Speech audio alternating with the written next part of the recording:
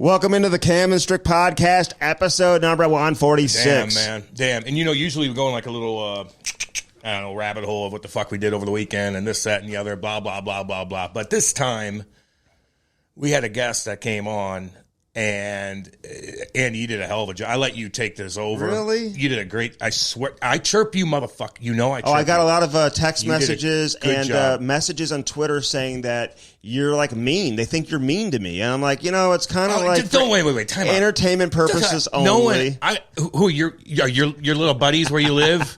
In Fancyville? Get on with yourself. No, I got some messages on Twitter. Well, I am mean to you because you say dumb things and you piss me off. I saved one for you. Oh, God. I think last time... I give you more compliments than you give me. I just chirp you more. And people have to realize I would never do the show with someone who was like that. Dude. We actually get along great. Yeah, dude. I'm easy to deal with. But you drive me crazy at times when you talk about wrestling bears and shit, and I just got to correct you. But here's the deal. My point is, this was the interview...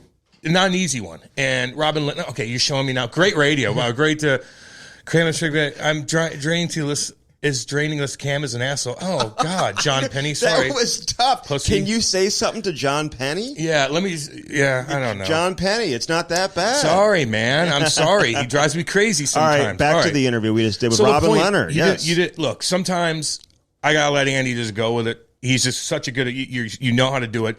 And with this guy, man, we had to be kind of like wary of, it's not like you having, one of these, Darius Kasparaitis somewhere, like, what are you doing down there? And he's going to tell you he's on a boat. Like Jose Theodore. It doesn't matter. They're all, Darren McCarty, where you're like, what's up, Mo? Well, we had to kind of tiptoe around, and there was so much stuff that you can get into with him that you had to kind of present to him, right? And if we tried to talk, and you guys will realize this too, at the very beginning, we should probably just keep that in the beginning because we're like, oh my God, he had one-word answers. And we're like, damn. And so anytime we tried to get into his lifestyle, he wouldn't want to. But anytime he talked about the stuff that most people don't want to get into, he was into, if I'm making these sense. No, that makes sense. Okay. And listen, he and I had like communicated a lot prior to the interview, man. He was into doing it right away. And, I think people like Robin, I think they appreciate having candid conversations that are real conversations. Too often in like when you're a player, the relationship between media and player is for entertainment purposes. There is a line that you just can't cross, whether you're a player when you're doing an interview inside the room, or certainly if you're a media member who's employed by a rights holder, there's certain rules you have to go by. You can't just be loosey-goosey and ask whatever you want. Or you're going to birdwatch like you do. And put whatever content you want out there, okay? Yeah. Look, now you're being an asshole. I'm sorry, John. John is right. I'm sorry. John is right. Sorry, John. I didn't mean to say you were a bird watcher. You worked your butt off, dude. Anyway, so this was a good one, man. It really was. And, again, Andy had to take it over because you just... Not necessarily. Well, you asked a lot of questions. Yeah, but you dug into the things that you needed he talked about medical shit. Yeah. And people, it is a no-no for a lot Buffalo sounds like a mess, Wow, dude. Andy. Can I just say this, though, about Buffalo? Because our boy Donnie Granado is now taking over. He's the head coach. I really hope he's able to change some of the stuff that's gone on there. Kevin Adams is the GM.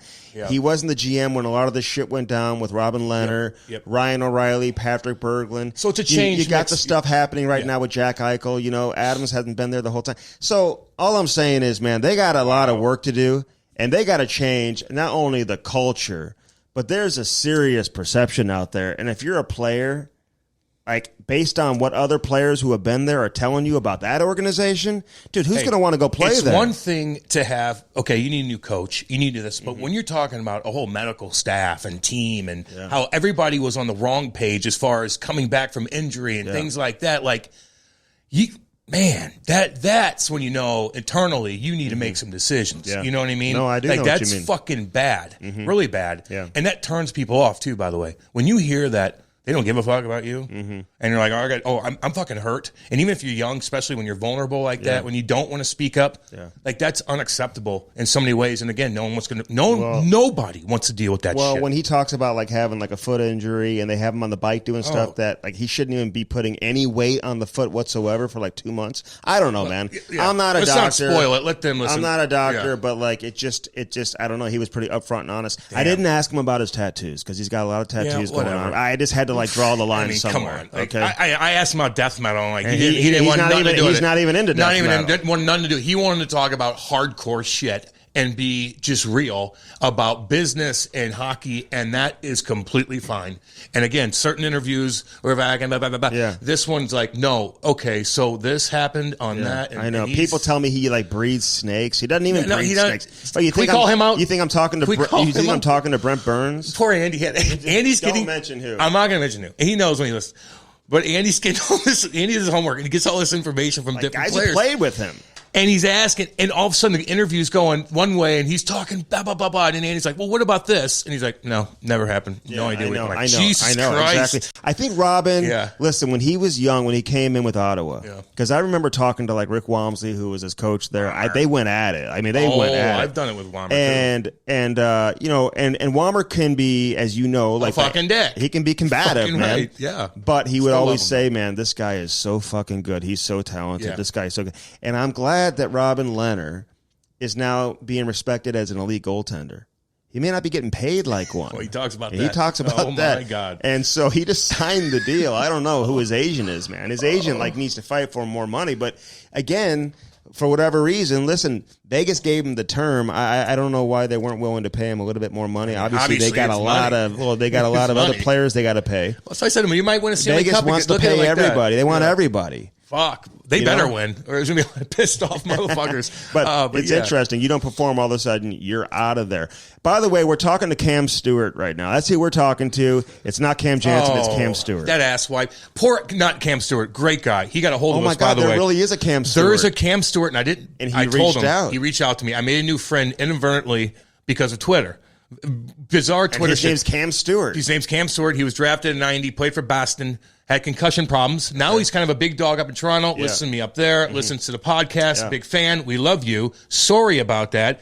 Who's the dude that fucked me on the... from Pittsburgh. The dude from Pittsburgh. They kind of messed up a couple things. He messed up a couple. I didn't mean to be an asshole to him. Well, you kind of were. You're still looking at Twitter and that guy sitting there. Well, you kind of were. I'm sorry, man. It's not just me that you're being a jerk I had a couple people text me. I'm not going to say who. What? Some big boys said, no, I get what you just said on that. I know. I'm not going to say who. I know. But just listen, you know. It can be hard when you read a story and they don't have your name right. Cam took very offense to that, a lot of offense to it. I was in a weird mood that day. I had a lot of drama. I had a lot of drama going on. Fighting with everybody. Listen. No, I'm pretty good on Twitter. Fighting with a guy from Pittsburgh. No, I said one thing. You called him a dipshit. I called him a dipshit. Sorry about that. I didn't mean to. I was in a weird spot. You know why? We can't get into apologize to him right now. I'm sorry that I got pissed that you called me Cam Stewart. And then I didn't know that the Cam Stewart was a legit hockey player. So somebody's like, he was a pussy or something like that. I'm like, yeah, I heard that. And I'm like, oh. He is a real guy, and they're just trying to chirp to get me going. Oh God! And then he got a hold of me on Twitter. He had the information wrong about me too, man. He said that you call you were a hockey player, like a beat writer back in the day. He called you a hockey player. You should have. He should have. Well, I would have taken that. I did play cornerback and wide receiver. I chirped you again. Tell him sorry. Yeah, I know. I'm going to tell him that. Well, stop doing that. Sorry. You got to be nice. I'm sorry. Even your friends, if people are coming up to Cam at the concert that he went to recently, they're like, dude, you're kind of a jerk to Andy. What? Yeah. But I said sorry. Sorry about it. I'm going to be a robot. So the guy called me a beat. First off, I was never a beat writer. That's a tough gig, man. Those guys are fucking. They grind it. They grind it when the shit that's like irrelevant they have to talk about. Well, here's the deal. Like when you're a beat writer, like you really have no flexibility in your life. Like anything can go down at any time. Yeah, man. And you have to drop what you're doing at that moment. To cover the team and whatever happens. Like you could be at dinner with your wife, all of a sudden a trade goes down and you'd have to walk out. Or how about during the game, you can't watch the game. You have to watch the game. Story, you have to have that your peripheral vision look at the TV because certainly you're not looking over because you're on deadline. Because you're on deadline and you're writing the story as it goes without looking at it, just listening to it. I used to write a blog, I wasn't really a beat writer, but I wrote daily and listen, I gave daily opinions. I was very opinionated. And I had a lot of scoop and inside information. Yeah, I like scoops. Well, it didn't work today. What do you mean? With the Leonard interview, it didn't work. It's not my fault. It's the guy who gave it to me. I'm just telling me he breeds snakes. What kind of information is that? I know. You might have to throw him a text and be like, he almost hung up on us. Well, the player may say he was going to do that. No, he wasn't going to hang up, dude. I never got that vibe from him. He enjoyed it. He was good. Well, at the beginning, I thought that this was going to be a one-word answer thing. The other day, listen, we had the interview scheduled the other day. He was in the middle of Eastern Europe. He was traveling, so the cell service wasn't great. But I talked to him on the phone, dude. And it's actually coming in like perfectly clear. And he was like in the best. He was so like, in a great mood. That day may have been, a good day to do the interview, but the cell service wasn't great. Yeah, and today, I don't know. You never know who he's got around him, what he's doing, where he's at. It's like a big 6-7 hour difference.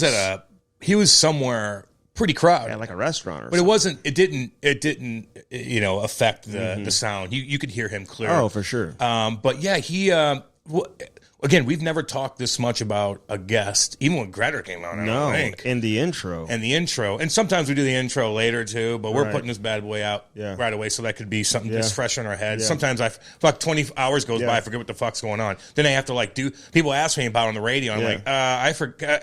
Andy, what happened? I know. I forgot. But he's a different goaltender, man. You watch him play, he looks different than any goalie I've ever seen in the history of the game. Dude. He's a big dude. He is so big. Damn, man. The way he moves around. I tried to be jokey, funny with him one time. It wasn't happening. He almost hung up on you because you tried to be jokey. I suck at a lot of things these days, man. Well, you're just not being nice, and that's part of the problem. I'm a really nice guy. You're Cam Stewart. But at least he played. You didn't like that. You didn't like that at all. I know. Well, and so I'm not a beat writer. I didn't go from being a beat writer to radio. I ain't no Cam Stewart. I was always a radio guy who just wrote on in addition to being a radio guy. And then now I went into television. So it's just, And you can listen to it. By the way, we never tell anybody. Andy's got a show every Friday called Hockey Sense. You get all kinds of guys on that maybe we don't. Will come on this, but you interview them. I got a radio show every day. Just download the app. Somebody sent me a message the other day. He goes, how come you never talk about your career? I was like, my career, like my playing career. I don't know who's. Your buddies are texting. No, I don't know this guy. Your buddies are texting. No, it's so funny, man. You talk about your career more than I do. Do I? Yeah, I think so. Who had a better career, a longer career?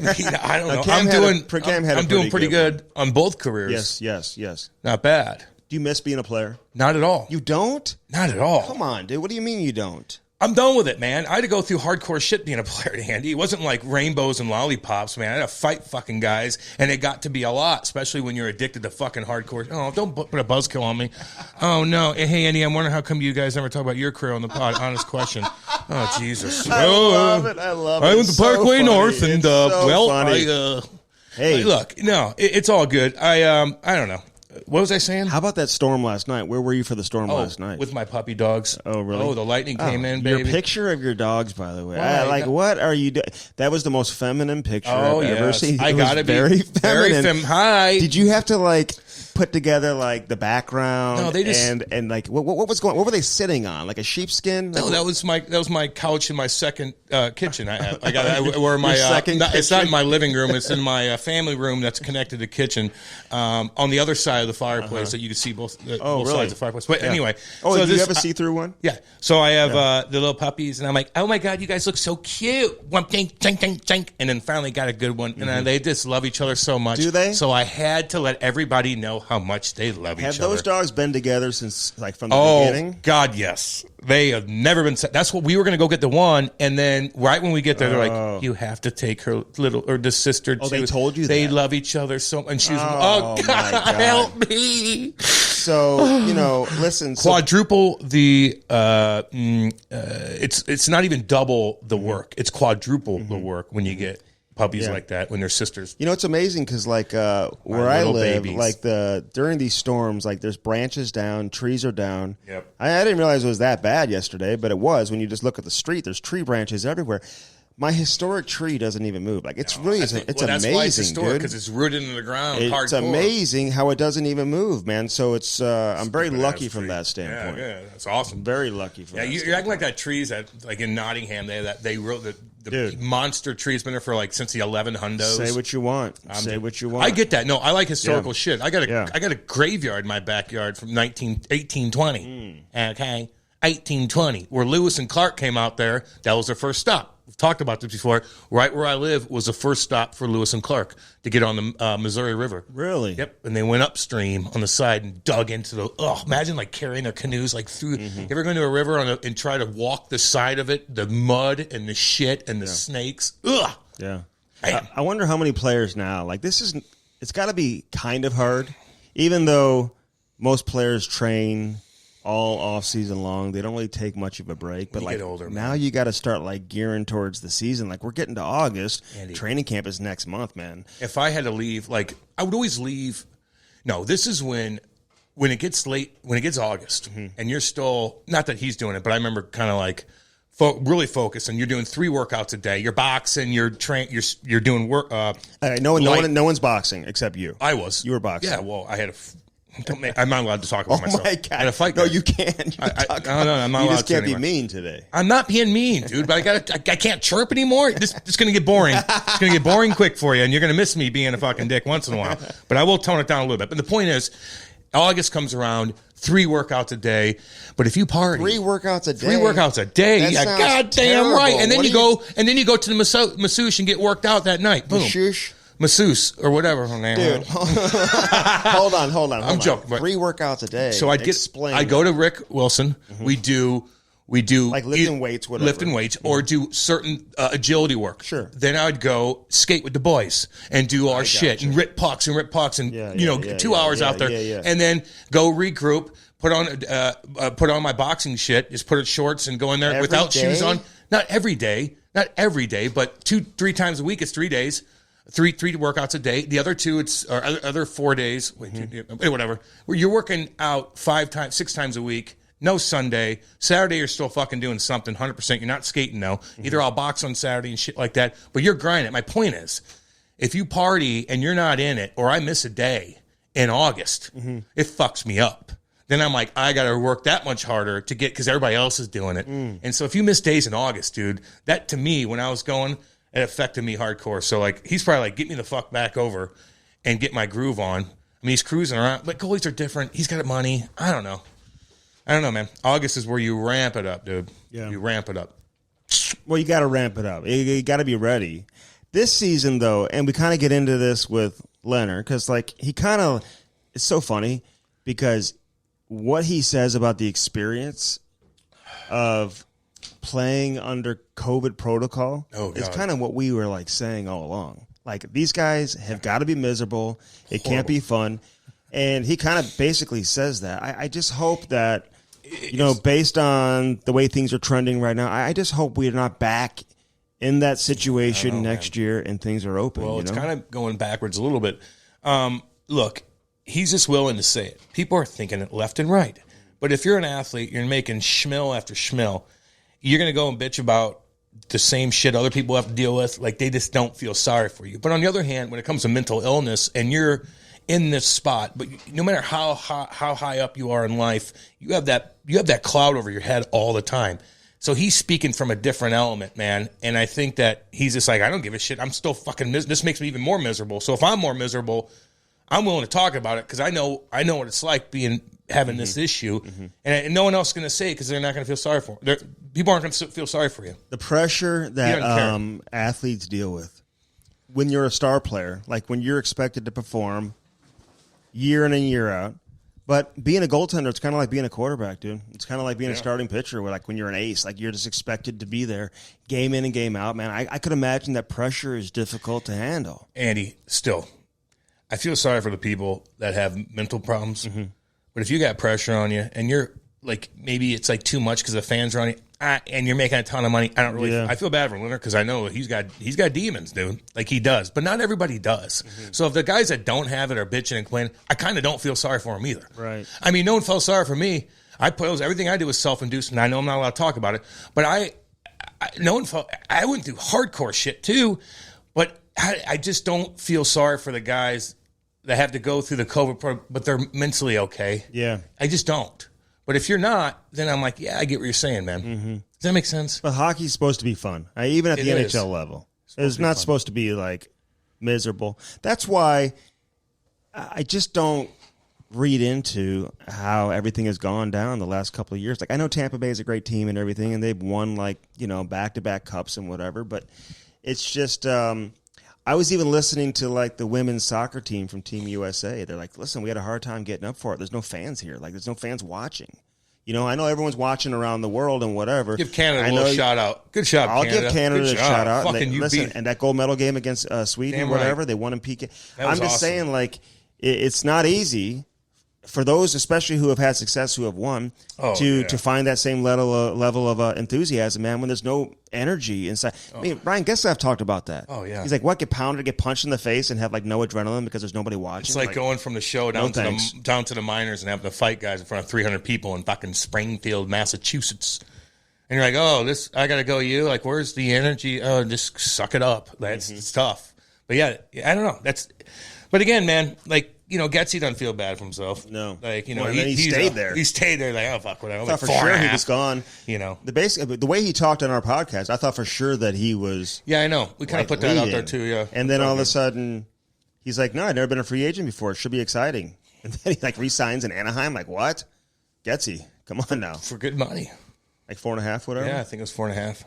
Yeah. I'd take him on my team. Oh, Lord. For 4.5, though, somebody else didn't offer him that. I would imagine he had some options, but I think he just looked at the options and was like, what? Yeah. I'm living in this beautiful modern farmhouse. I have a modern farmhouse, too. So he has a modern farmhouse that is like same size. Up the hills. It's like he actually downsized. I think he's like got like a 10,000 square foot pad. You only need a certain big, but he is probably like, I don't know, man. I won a cup. I've kind of like, I'm chilling. Let me chill and ride. I'm gonna go where? Yeah, where are my kids going? Mm-hmm. No, what? No, right? Nah. I'll chill. I'll stay at home. No way. I'll ride off into the sunset as long as the locker room's cool. Mm-hmm. I know it sucks losing, and they're probably not going to be that good. But all right, let me ask you this. Do your thing. Yeah. Okay, so Brandon Saad, he's coming to St. Louis, and he's wearing number 20. Okay. Some former players are like on Instagram being like, that. This isn't right. like, what about Steiner? What about Steiner? Now, do you feel like certain numbers should be protected by the organization, or like if you're bringing a new player in who's worn that number his whole career, like he depends on what player it is. Should be able to wear it. Depends on what kind of player is coming in. Yeah. Like if it's a young kid that's not, a superstar, right? And even if it was, like maybe they have that conversation. I think Sutter probably talked to Steeny and said, "Yo, Steeny Weenie, we used to call him Steiner. Can I wear like the number T-shirts made? That said yes, Steeny and I got Weenie? nothing out of it. Remember? Fucking nothing out of it. You made the T-shirt? No, I made the. I created that. Oh, Steeny Weenie. Yeah, why? That was you. Why? No wonder he hates you. I know. He got the T-shirt made. Like I didn't. I left. Oh, he had the T-shirt. Yeah. made. So anywho, that's funny. Oh shit! What was I saying? Oh, yeah, I think Sauter would be like, "Hey, Steiner."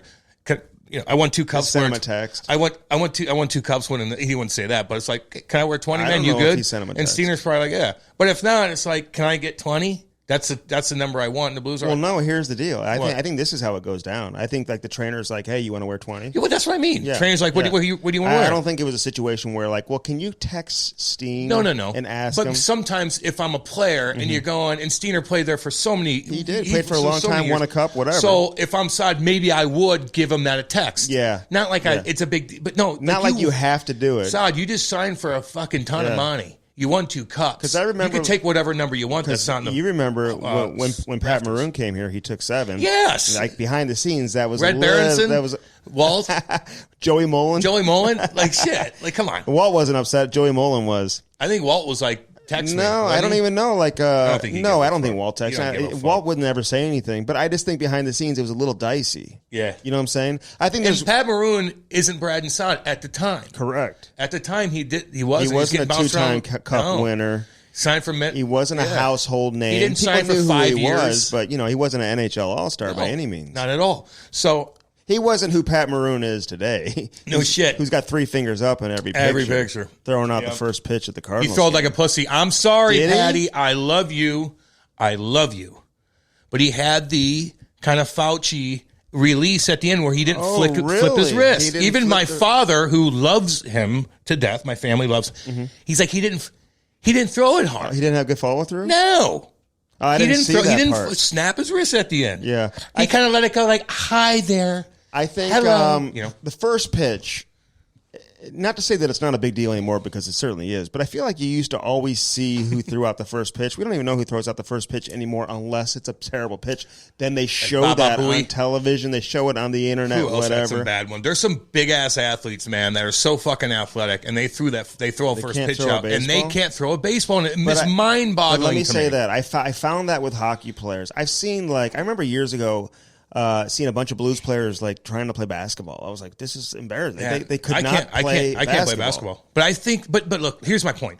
When you grow up as a kid, you have a ball in your hand from day one. Mm-hmm. If you're an athlete, I had a ball, and you throw. I had a ball. You throw. I'm gonna film you throw. I'd like to see that. I'm not chirping. Oh, I can throw a baseball. I bet you can. Yeah, you're right. You're right. You're an unbelievable athlete. What's that guy's name? Sorry. Nice yeah, no. Andy's awesome at everything. That's what it is. Okay, go back to your old self. No, I'm not. If you're going to show him it during this thing, I had to show here's you. the point. Yeah. I am so baffled by unbelievable athletes that cannot throw a goddamn baseball. Football, I understand because it's harder to throw. You got to have big hands. No doubt. A baseball from the get-go. And Canadians, are you kidding? Hockey players could do a lot more athletic things and a lot of, for some reason, maybe not some of the Europeans that are into baseball, but all Canadians are into baseball, dude. They all grew up playing baseball and hockey. Ask any of those hardcore Saskatchewan boys that are in their fucking trucks. What's up, homie? All the boys up there, we love you. They play baseball and hockey. So it's like, but my point is that every kid should know how to throw a goddamn ball. Mm-hmm. That's the first thing you do when you start walking. You have a ball and you throw it to your dad. You throw it around. You throw it to your sister, or whatever the case is. So that to me is so goofy, man. It's so unathletic looking when you don't know how to flip your wrist. And Patty wasn't that bad, but there's some guys that really don't know how to do it. No, there's a lot of guys that can't do it. I know. It's just mind-boggling. Help me out here, guys. Broadcasters, too. Yeah, but they're not athletes anyway. Oh, okay. You know, like I'm not expecting you. I am expecting you to. I am expecting you to. But I'm not like you have, some of these cats that just baseball riders. I bet you a lot of them don't know how to throw a baseball. But they could break it down, the pitcher, like you can't believe on every single movement. Baseball is different. But I bet you some of these guys can't. The people who cover baseball, I bet you they can't throw a baseball. There's two sports. I mean, baseball, the people who cover baseball, I just can't see a lot of them being able to throw a baseball, catch a baseball. Well, people that do hockey people who can't play hockey. They're not playing hockey either. Like, they could break down every single detail. But if you just go up to them and be like, show me how to do a little backhand sauce real quick. And they'll be like, oh, well, you need a slang. You know, I don't know. It's just weird. But damn, they'll fucking break the game down. They know the history of it and shit like that. So don't deny that. Can I say this about Tarasenko? Yeah. Real quick? Because I know there's been people like speculating all these like trades, making up trades. And the reality is, I've said it over and over, if the Blues had a deal for Tarasenko, he would have been moved by now. Now, this is going to be interesting to see how this plays out. If he, in fact, when the season begins, is on the team, I still say to this day that I do think he's going to get traded. And the speculation, like the rumors with the New York Islanders, they just won't go away. They won't go away. Yeah, well, hopefully something happens then. Mm-hmm. You know, Blue needs somebody. They need a goal scorer. They need a goal scorer. They got Anders Lee back. Yeah. You know, they were fucking just a goal scorer away. They lost 1-0, right? Was that 1-0 in that game? They were a goal scorer away, and you get Anders back. You ever see that motherfucker's legs? Oh my God, his thighs. Oh my! Like, Saquon Barkley. He looks like Saquon. Saquon Barkley might be Saquon. Whatever. Saquon Barkley. He looks like Saquon. Badass dude. Check that mug. I'm like, holy! I did squats that motherfucking day. I did squats that day. He was a big-time football player back in the day. He's an athlete. Lou loves him. Oh, I heard he's a good captain, man. Like player of the year in football or something like that. He looks like a good dude that works hard, that's just strong on the puck. They could have used him, man. Oh, Andy. That's what I mean. A step and a half away, and you're fucking going, dude. So anyway, that's it's interesting to think about, man. So if anything happens with Vladdy, it's just we'll just see. Whatever. We'll see what happens. We like it, Vladdy, man. We like him. He was always good to us. We love Vladdy. I've always got along with Vladdy. I think listen, when all this stuff happens, a lot of emotions come into play. He's not happy. Listen, I'm not going to hide from the fact I've said from day one, I don't think his camp handled this very well. No, of course. They didn't. If they had to redo it and handle it over, or do this whole thing over, they would have handled it much differently. And that shit happens a lot, too. It does. And like making it personal. Just ask for your trade and just chill and just hang out in the weeds and wait for them to call you and say you've been traded. You don't have to get so personal and all of a sudden come out in attack mode. And then essentially by doing that, you expose yourself or open yourself up for other issues to be talked about. No doubt. And that's what happens. Devalues you. And that's what you got to say. So I think we can all get past that. But I just wonder when you bring in a disgruntled athlete, is it too much of a distraction? Is it too much? It depends. He goes to the island. He's not going to be a distraction. I'm talking about if he comes back here. Is it too much of a distraction? I think there might be, man. Again, I said this before. The boys don't give a fuck. You go out there and you play, and you're not bitching, and you're like, you put your head down and go work. You know, you don't have to be buddy with everybody, but you come to the rink and you just go do your thing, and you work with some of the young kids, work on your shot. I had a player say that recently. Like, say, get the fuck in here. He's going to come in and score 30 and be focused and whatever. No one cares. And not to mention, Vlad, you've been here there longer than most guys. Yeah, right. Probably longer than everybody. He probably longest. I said Perry, but Perry's come. So whatever. besides Perry, no, you could walk in that line. Here's what I do. I go to Ray Briley and the medical staff and just call him up, talk to him, like, I fucked up. I'm sorry.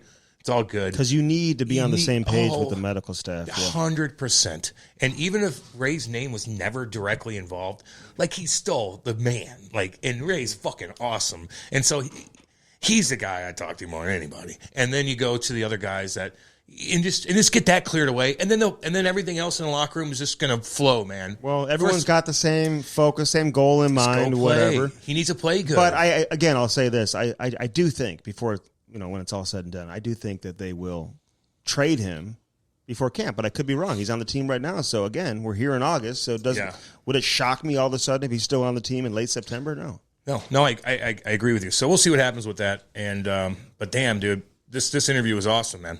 Oh, it was. I was gonna, it's good. I didn't know what to expect from it. Oh, at the beginning though, I'm like, oh god. Listen, were you guys, nervous, Cam? It's not Lou. No. No, but this was kind of like you kind of had the Cam who's interviewing like an NHL general manager going today a little bit. Because I'm a happy-go-lucky dude, and I'm kind of like, I know what I did hardcore-wise, and I'm past it, and I make fun of myself about it. He's not there. So our personalities they don't mix as well, and I don't want to turn him off, and I don't want to piss him off, and I don't know if I want to set him back because he did a fucking podcast with me and I was a goofball and he didn't get what I'm saying. I don't know him. He doesn't know my personality, so I had to let you fucking take over. An awesome-ass co-partner. Can I tell you something I did? First off, did you see the video? I was chopping wood with Ty. Yeah, you saw the video. We're stacking wood. Why would you stack wood now? All you're doing is getting bugs coming in right now. We're stacking wood. We're preparing for fire season, which is 3 months away. No, I think we'll start doing fires probably. You're still attracting a lot of bugs with that. What do you mean? Tell me about that. What do you mean? What do you mean? You think I'm attracting bugs? I'm going to be nice, Cam. Yes, you do. I know it's on the side. Like, I guess it's on stack to your house. Because, look, wood attracts bullshit. And snakes. I had those black and white snakes that come through, too. They attract a lot of shit. I've had a beaver the other day, by the way. There was a beaver in my backyard. The kids started watching it and whatever. Beaver watching, Yeah, I've done that before. The beavers are very, very cool. They just hang out. They're cute. They come to my yard. They might bite the fuck out of you, and you might get rabies. So we're chopping wood and doing all that, whatever. And you look really manly doing that. Okay, can I tell you something I did though? What? So I have this power washer. Yeah, so I saw that video too. Your chirp might. Go ahead. How's my power washing was sick too? Wasn't it? Your athletic ability on it was great. Like to be able to hold that hose, there's a lot of pressure. There's a lot of pressure. You're like a fireman. But like I fucked up. I was power washing and I stripped my deck a little bit, dude. I was like, I got like the top layer of the deck came off. The paint. And while I'm doing it, I'm like, it's like cleaning it off. Everything's great, and it's not. And like now. So it's not great. Do that to your concrete, but your deck, you got to know where you're at with it. Like you could be peeling the fucking paint off. I peeled it, dude. Or you could be ripping the splinters off of it because it could be too powerful. Yes, that's what happens. Yeah, so what do I do for that? How do I fix that? You burn it down. Just torch it. No, I don't want to do that. I don't want to do that. So I don't have to rebuild the deck. If it's on high, put it on fucking low, and then spray off the bullshit. Like the pollen and all that shit, spray that mug down, get all the dirt off of it. Dude. But don't put it on extra high. It's going to rip the fucking paint out. Let me write that. I guess. Okay, so my neighbor across the street, his son aced the ACT. 100%, dude. He goes to Harvard. That's awesome. 100%. Really cool. Could you imagine being that smart? I mean, honestly. No, I can't. No, what did you get? I didn't do anything. You didn't do it? No, I was gone. Well, maybe we're going to have you take it here on the show. How about we do an IQ test? Although I'm scared to do that as well. No, I want to give you the ACT. It's kind of like I'll try it. Yeah. So is this, so it's going to be like 100%. So anyway, how about go cure something, homie? Cure the fucking coronavirus. He might, dude. If they let him go to school, at Harvard, man, they don't let you go. Like it's like, okay, you do it from home. Could you imagine having to pay like $75,000 in tuition? Although he probably got scholarship because he's brilliant. When you're that smart, yeah. But having to pay full tuition and they don't even let you go to school. Like you got to watch it from home. Like, it's like that. Andy, you're 100% right. I would okay, I'm not going to enroll this semester. I'll enroll when you let us back in. College is one of and people benefit from college like you can't believe. But a lot of people fucking don't. How about look at our station? How many guys went to Mizzou, got their fucking thing, like they spend all this money, and then all of a sudden, like they're gone. They do a little bit of radio, and they're like, I'm done. Now they're working for a real estate agent. Well, because you got to truly still spinning. You got to believe in yourself, and you got to really be willing to grind it out and truly be patient because it doesn't happen overnight, man. It is. Well, I think it's a grind. I think and again, what do I know? But the point is, I think you have to find for your kids. It's not like just go. End all be all. You have to be in college. It's more like, what's your skill set, dude? Like, what are you good at? You good at numbers? Okay, maybe you will go.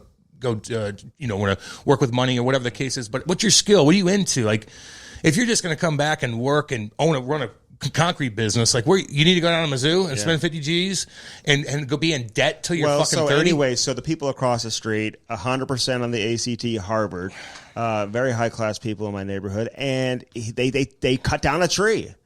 So, I mean, and we had the chainsaw going and everything, okay? So, wait, what? Yeah, they cut down a tree. We had the chainsaw going. So that's where I got all my wood. So we were stacking wood. Pretty cool. And I made Ty stack wood, man. It's awesome. Character No, that's building. what you need to do. Yes. No, I like that. You saw that. Yeah. Ty was stacking the wood, I man. like that. He should start doing a couple things around the house and stuff. Okay. Like, seriously. Now, speaking of Ty, so listen, you get these little packages at the Pure Hockey, whatever. I like going there, but they have these little packages where you get like a surprise toy inside. You don't know what player you're going to get.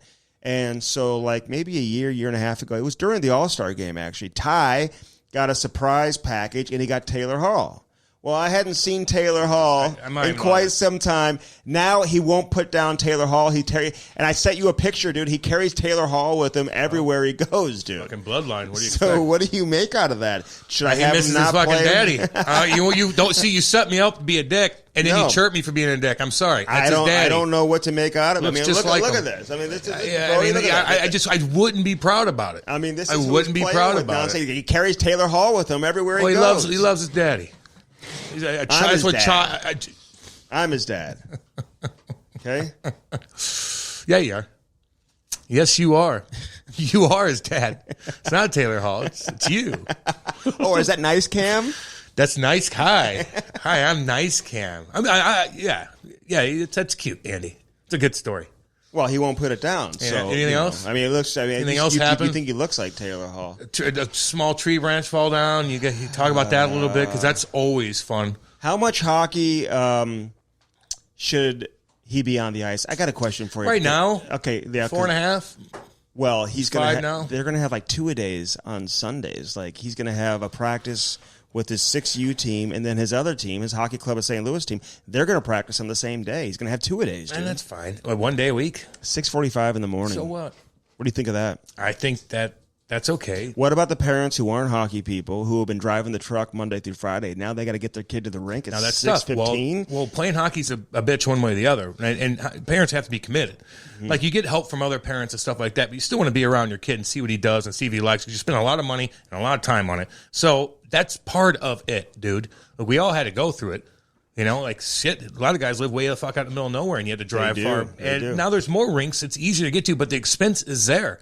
But again, if you're not committed, then I don't know. And he's not. The main thing is you both have to be committed. Okay. Both, yes. You both do. Well, he's so young. He doesn't know what time it is, man. No, yeah. He's get his ass up. Dude, we had practice early in the morning. Andy, over the weekend, like 7 a.m. What's he doing? He loved Sleeping in anyway? It was the best practice he ever had, honestly. The whole team, it was the best practice we had early in the morning. And then the you kids got the were rest like of the day awake and ready to go. You got the rest of the day on a Sunday. Take him, go get it. He works. Go take him to his. Went and got donuts. Yeah. Oh, you could eat donuts. Yeah, that's cool. Yeah. Donuts. See, hell yeah. Yeah. Go get donuts. Yeah. Then he's like, he worked hard for it. But then you have the rest of the day. I got him a vegan donut. I was waiting for that. Okay. I'm like, can he eat donuts? Is he allowed to eat donuts? Is he? Oh, nice Cam. Is it? I'm just saying. Is there like a wheatgrass donut? No, or something? He had he can get whatever he wants over there. It's good, man. So anyway, hey, listen, I got to let people know also. Check out our merchandise and start buying some of the stuff, man. The new hats, new T-shirts are awesome. Sick.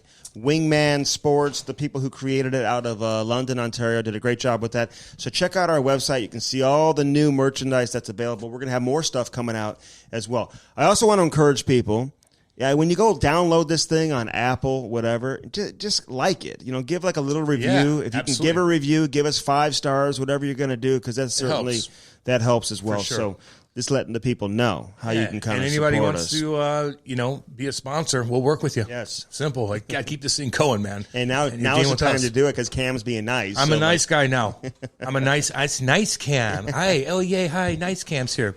Hey, as always, the show is brought to you by CarShield. You talk about nice people. Damn right. CarShield.com, baby. Hey, you never know when shit's going to go down. You better be protected. You better have that protection. Yeah. Get it today. You want a long form protection? You can do that. Short-term protection? You can do that too. Your computer, alternator, engine, whatever it is, we're talking thousands and thousands and thousands of dollars in repairs. But you're not going to have to pay that when you have CarShield because you got yourself protected. We're talking about a very small price every month. Mention the promo code CAM. You're going to save even more money. You'll save 10%, even though it's embarrassing. But you listen, it's going to save you money. CarShield and CarShield.com, big supporters of St. Louis Hockey. Love them. Too. Oh, they do a lot of great work. They got they put a lot of money into youth hockey. Makes it a lot easier for kids to play because of that organization. Yeah. We love you guys. Check them out. Yeah, no question about that. All right, so CarShield and CarShield.com. Again, that promo code is CAM. Mention that promo code. You're going to save 10%. All right, Bellman.com.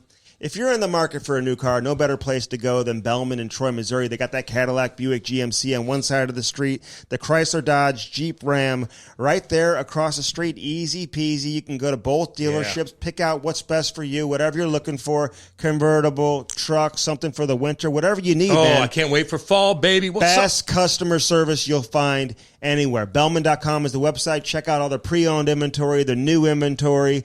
And again, they are looking to buy your used car too. So if you got a car in the garage and you're like, I don't know, man, what do I do with this? Do I sell it? Do I put it on? No, before 100,000 miles, you want to get rid of it. You can get more money getting cars. I mean, they're paying a ton of money for used cars. So my God, I know that. And you're dealing with good people. Yes, you are. Your wife can go buy a car. Your wife can go in there by herself and not get creeped out by I'm not going to say it because I'm good Cam. I'm nice Cam. Check out Bellman. Awesome people. Again, they do a lot for this community. They're huge hockey people, and they got a lot of inventory, which is very bizarre these days. I know. Most people can't say that, but they do with Bellman. They're fucking awesome. All right, Daredevil Hockey as well. Check it out. Top layer, bottom layer, that Kevlar cut-resistant fabric that they make their material from. And again, skate lacerations are no joke, man. The number one cause of emergency room visits for youth hockey players in the world is from skate lacerations. Protect yourself. Don't get cut. Don't spend unnecessary time in the emergency room. Hook your kid up. We've been telling you this. And now the season's around the corner. Mention the promo code Cam Strick, all caps. You'll save 25%. Daredevil Hockey, a lot of CHL organizations are now forcing their kids to all wear these. I mean, junior hockey players like, listen, you're going to go out of the ice, you're going to be protected. That's what you should be doing. Carlo Koliakovo, our boy up in Toronto. Check out his new weird he's got some like birdie stuff going on. Bang Bird or something like that. It's like golf stuff. Yeah. But, and again, he endorses this Daredevil Hockey stuff as well, too. I wear it. Men's league hockey players should wear it. My kid wears it. Never, ever will I ever let him on the ice again without wearing it. It doesn't affect your performance. No, it does you don't not. Even realize it's just that it's that good. It's light and it works. All right, so that's Daredevil Hockey. Check it out online, daredevilhockey.com. All right, Robin Lehner, man, probably the loudest player in the league going today, man. He has a great message. He wants to help people. He's open. He's transparent with his own personal story. And this is a guy that we wanted to have on, and we certainly are glad that we did. Great conversation. Enjoy Robin Lehner. The Panda up next right here on the Cam Strick Podcast. Hello? What's up? What's up, big dog? Where you at? You up in Sweden or what? I'm in a little bit all over the place. Like where? You said you're in Eastern Europe like last week. So where are you traveling to? Yeah, no, I'm somewhere else.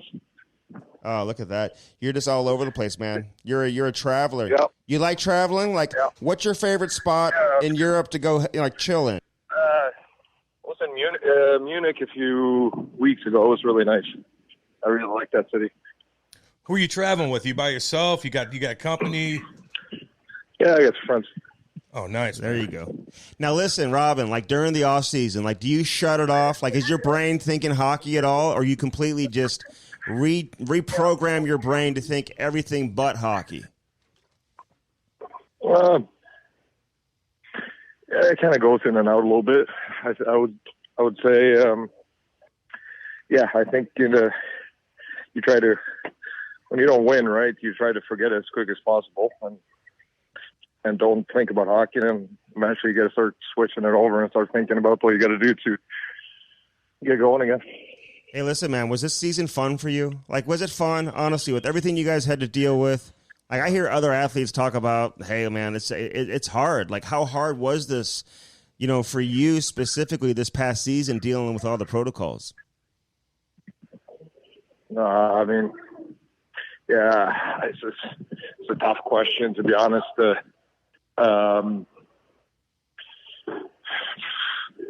was obviously fun playing.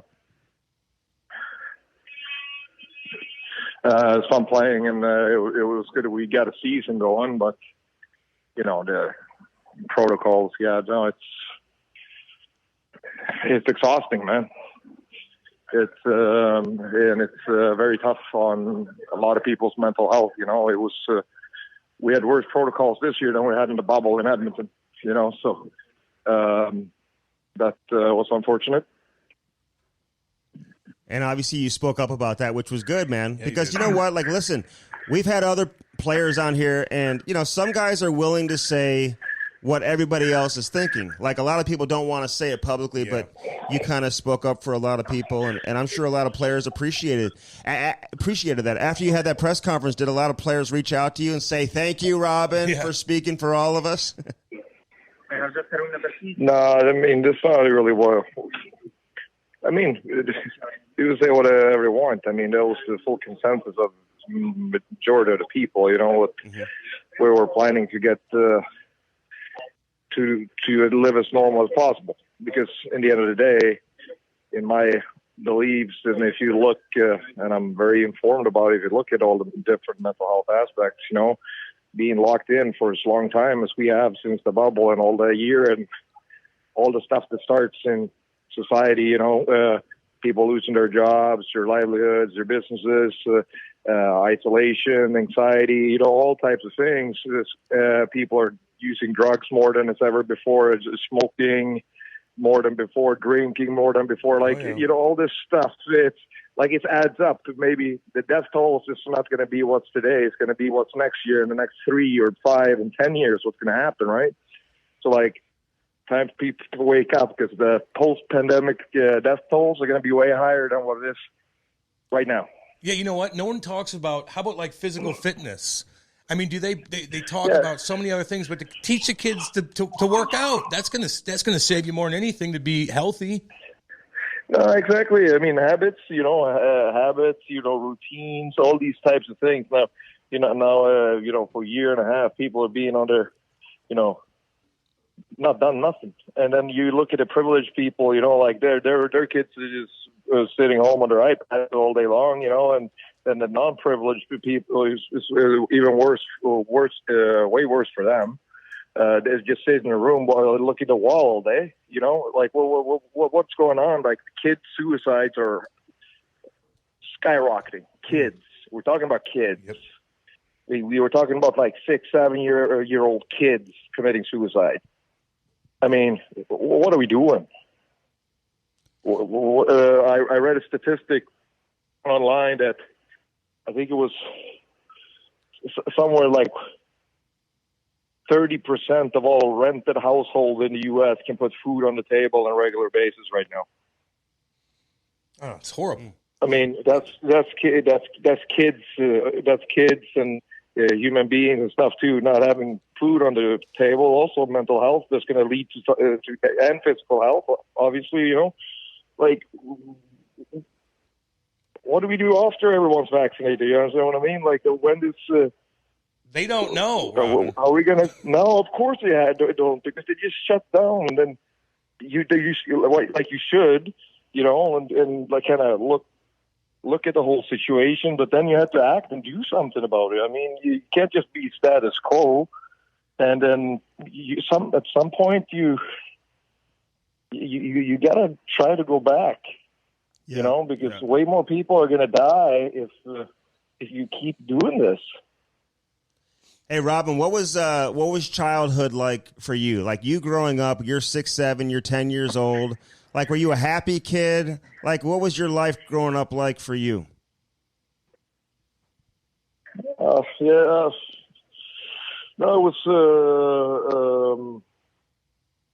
it was fine. I mean, we moved around a lot in my childhood.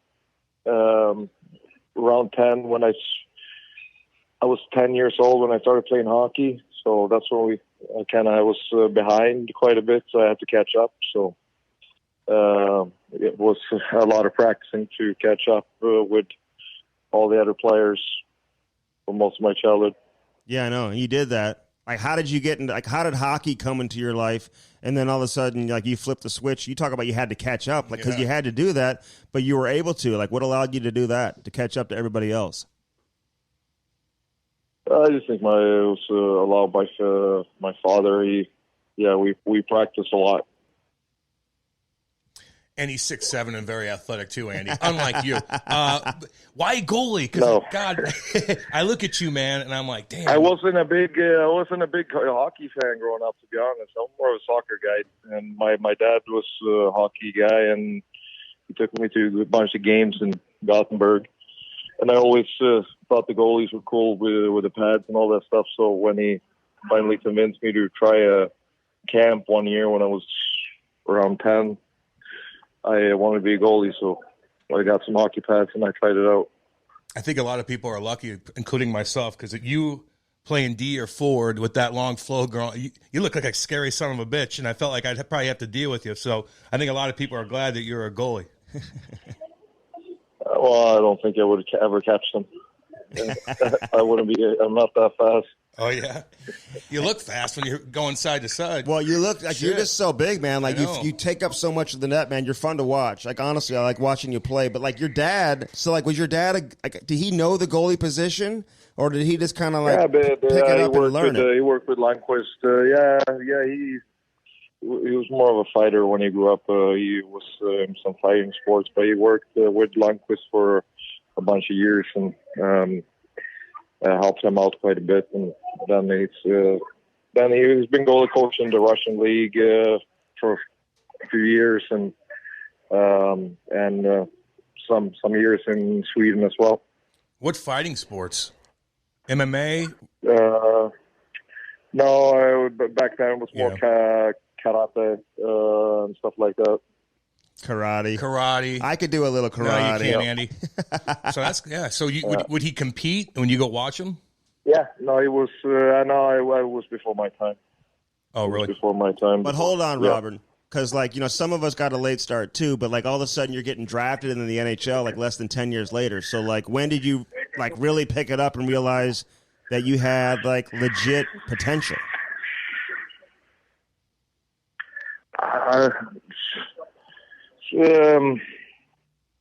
Well, I always kept jumping, to higher ages of, even though I started late. But, when you're 15 in Sweden, you get invited to these, what do you call the high school teams, and that's, I was invited to play for Lunda then, who's Gothenburg, a big team in Sweden, their high school team, except that I was conditioned to go to high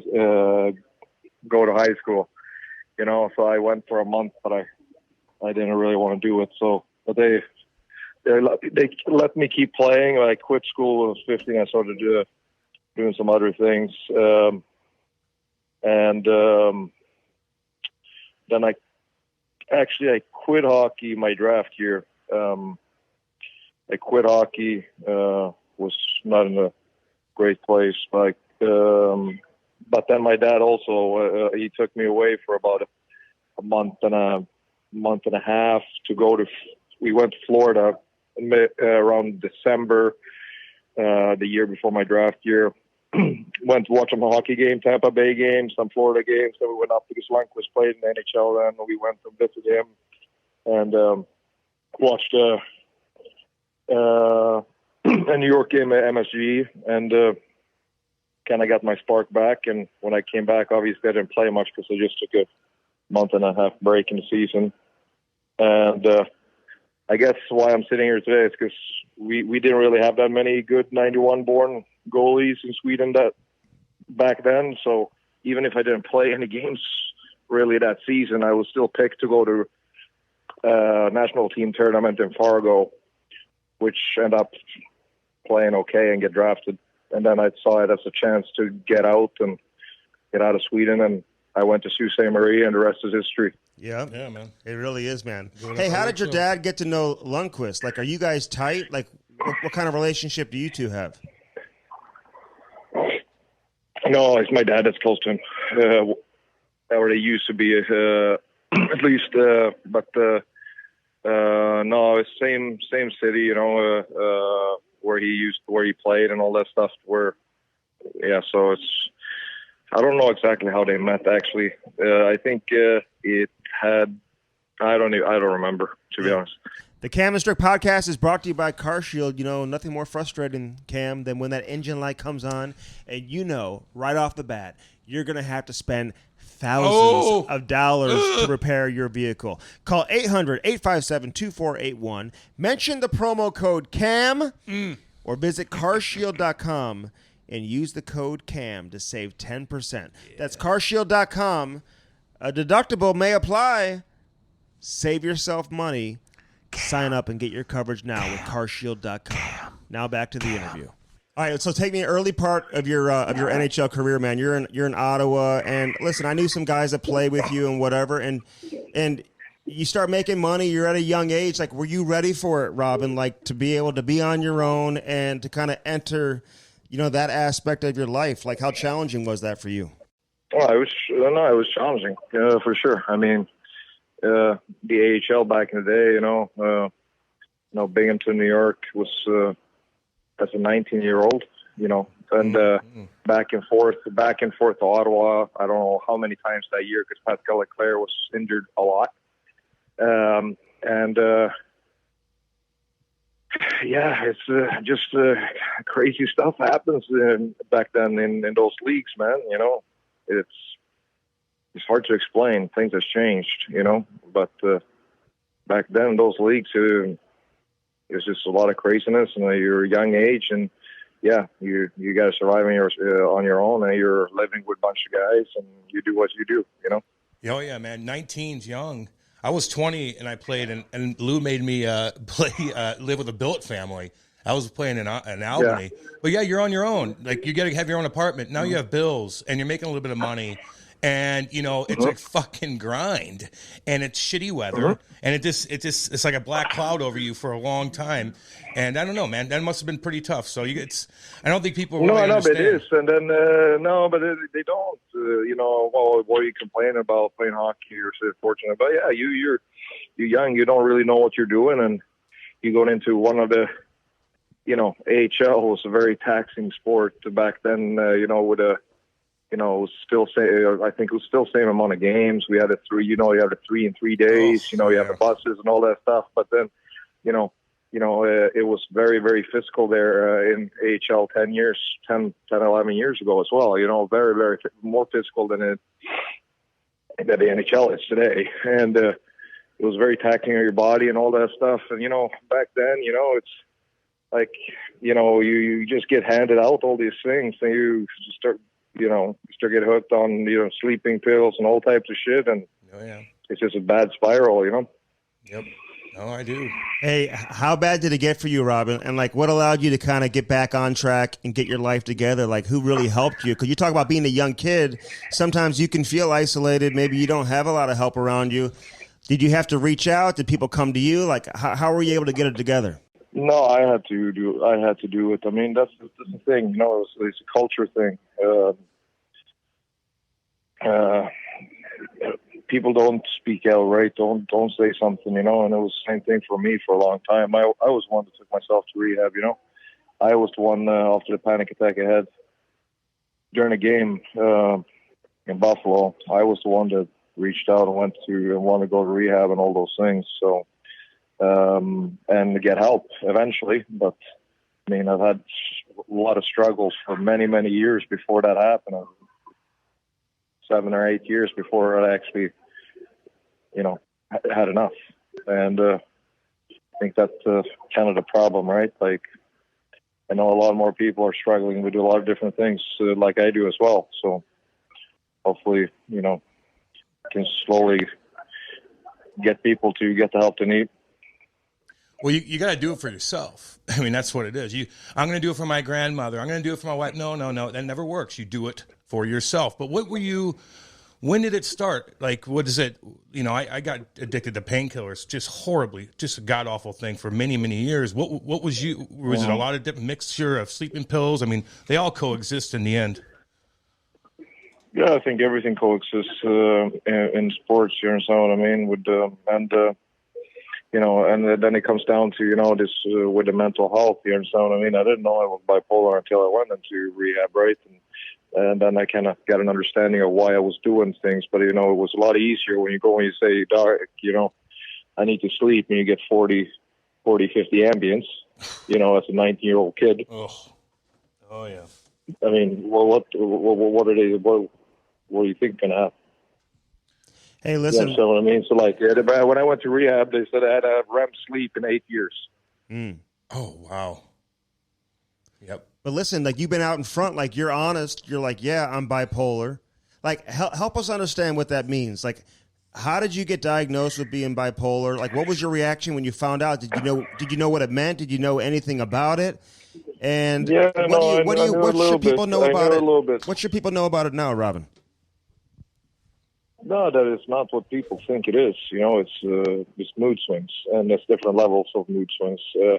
And it's basically, it made a lot of sense when you start mapping out your life and you start seeing patterns and all these things. When I was in rehab, kind of really understanding if you were like a bipolar 1 or bipolar 2 and all that stuff. So it made sense for sure. And it also made sense as soon as I started getting medicated, because my head stopped spinning at 20,000 miles an hour. You understand what I mean? At a certain point, or the depressions, all that different types of things that I had used other things for before. You understand what I mean?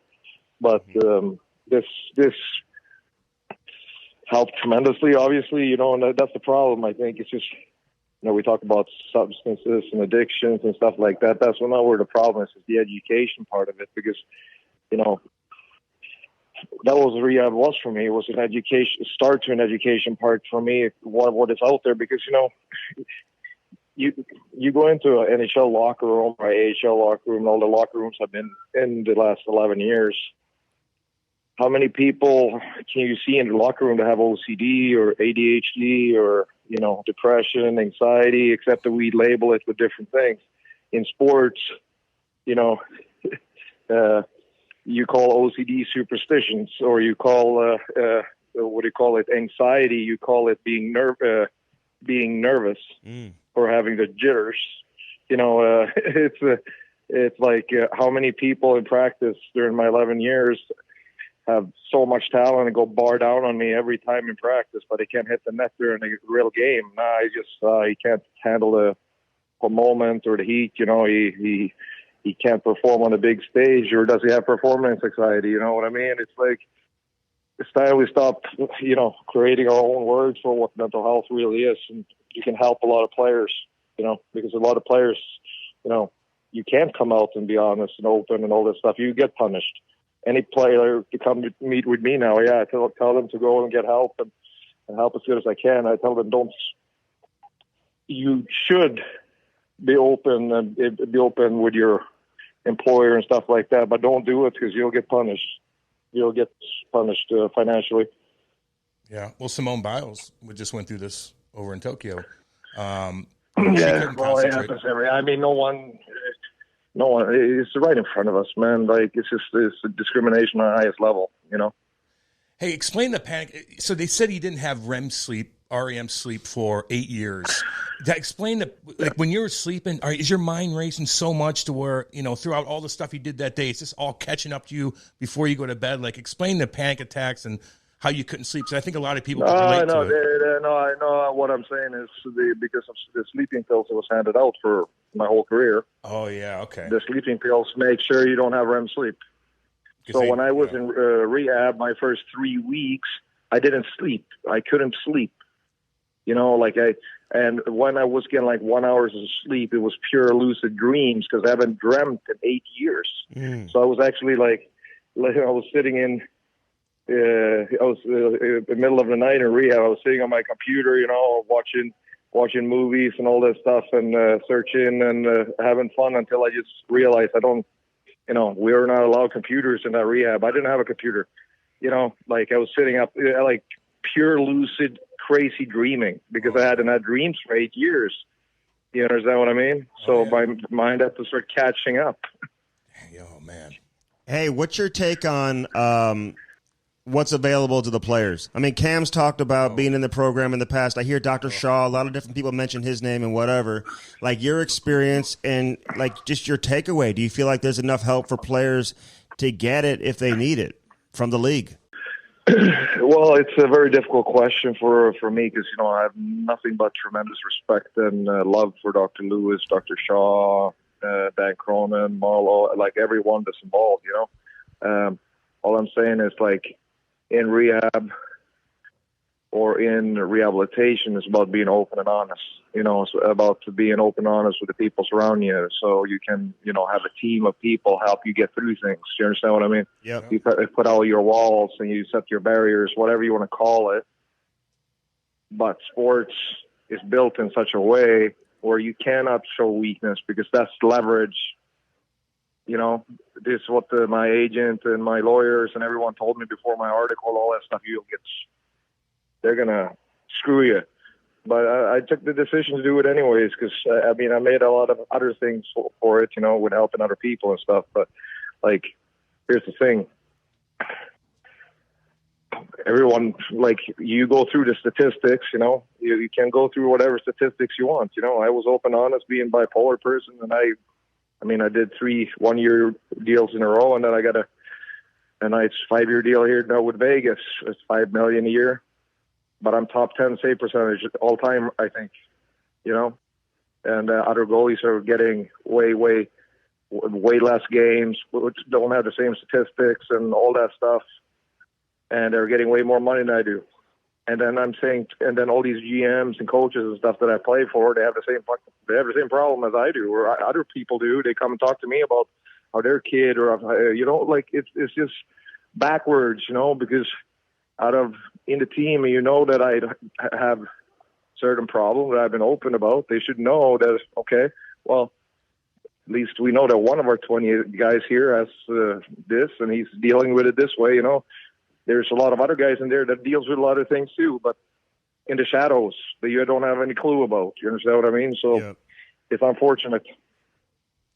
Yeah, it is unfortunate. So, all right, listen, when you're in Buffalo, because Ryan O'Reilly, man, he's here now. He didn't like it there. He was open. He said he had to get out of there. Yeah. Was that a difficult, and Patrick Berglund, man, who we know very well. Yep. I've known Patrick since he was whatever. Cam played with them. Yep. And, he gets there and, he needed to get the hell out of there. Goes back to Sweden, whatever. Uh-huh. Was that a bad combination for you, dealing what you were dealing with personally and then being in that type of culture, or was that not the issue there? Yeah, no, it was. It was. Listen, man, here's the thing that people got to understand, right? The Buffalo people are great, I made a lot of Buffalo friends. I really did. Problem was, I came to Buffalo through a difficult trade, with me going through a very, very, very complicated concussion from Ottawa the year before, where the Hamburglar went in and went 20-0-1 and kicked me out of there. Yep. And had a pretty crazy summer. Came to and then get traded. Ottawa, they handled that concussion thing terribly, but then just traded me, and then all of a sudden, okay, Buffalo, here we go, right? And I go to Buffalo, and I wasn't ready, man. I was gone through my concussion, all that stuff. I wasn't in shape. I wasn't, and I came there, and I tear everything in my foot the first game. In your foot? On a fluke. Damn. Yeah, on my foot. So I tear the second period of the game against Ottawa, of all teams at home. First game of the season, I tear everything. I had a high ankle sprain and tear everything in my foot. And go through that, and there was a bunch of problems. They hired like 12, 13 new people in that team that year that never been around hockey. All the medical guys and the physios and all that stuff they took them in from all over the world and never seen a puck in their life. And, I ended up getting a lot worse and ended up having surgery at the end of that season, because they just kept screwing it up, which, it's surgery and all other types of things, you get after surgery opens up. But the big problem when I talk about Buffalo, right, it's like if you go through some mental problems or if you go through anxiety or depression and whatnot, then they're incredibly passionate fan base. Listen, man, like it has that, energy when you're coming to the rink, like it hits you in the face when you open the door from the parking lot, just going to a game. It hits you in the face right before you open it. It's like, this sucks, like, I'm sorry. And I'm not trying to offend any Buffalo fan, but man, then you go and you try to play the game you love with the pressure and stuff that comes with it. And you go out in warm-ups and it's just, because they had lost for so many years, it was just like they hate you, like it wasn't fun. And they, they call out the names before the game, and okay, they cheered for Jack Eichel, but booed the rest. Oh my God! It's like, and now he wants out. No shit. And he don't even want to be there. Fuck. No, and again, it's another medical problem there too. I mean, the shit they did to some of the players when I was there, and especially to me regarding my ankle. I mean, it was crazy, man. I had a high ankle sprain. They had me on the bike 1 week after. 1 week after I had my fully torn everything, worst grade high ankle sprain. 1 week after, they put me on the bike with a special boot. I should have been walking on it maybe 6 to 8 weeks after I got it happened. They had me doing leg presses with like 300 pounds 3 weeks into it. And I re-sprained everything and ended up have surgery, So weren't you like, this fucking hurts? Like, what are we doing? Did you have any sort of rebuttal? Yeah, well, man, it's not really how it works, isn't it? When you're younger, they have these so-called professionals and tells you what to do, or you understand what I mean? I get it, man. I do. No, you're man. It's what Eichel said. Eichel said Eichel looked at what Eichel said himself. He doesn't make his decisions about his body. Yeah.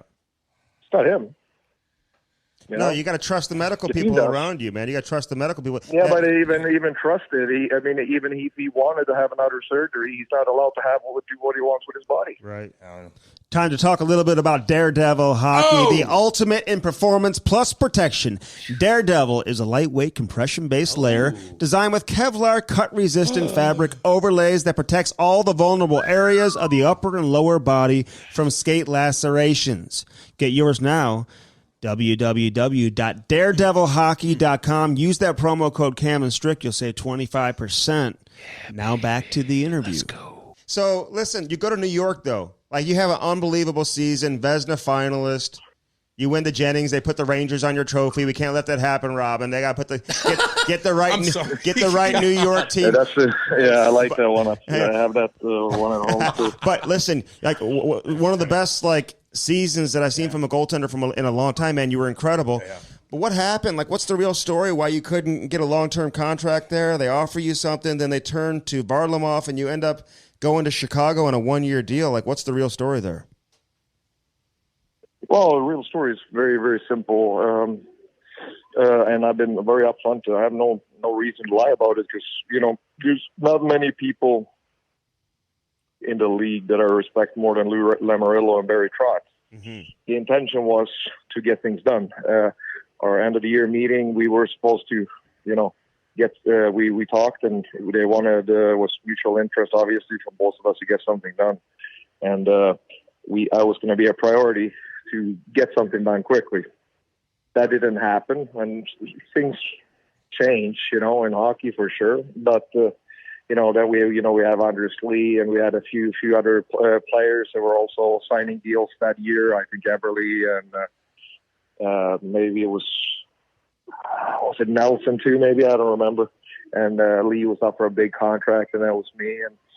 And we kept taking time. Then we went to awards. It's like everything's going to be fine, all this stuff, and we just keep waiting for an offer. You understand what I mean? But they wanted us to give them a number, and that's not really how it works for everyone else. You understand what I mean? So to make it very simple, they offered me, I think the first thing they offered me was like 2-year extension for, I think it was $4.5 million for 2 years. And obviously I wanted term, and I thought I was worth more than $5 million because, yes, I had a good season that year, but I still had a 92% over my tenure in Buffalo and Ottawa as well. So, I still had some, and was a Vesna finalist and all these things. I mean, I felt like it was worth more. And this is exactly what happened with Long Island. I was promised that something was going to happen quick.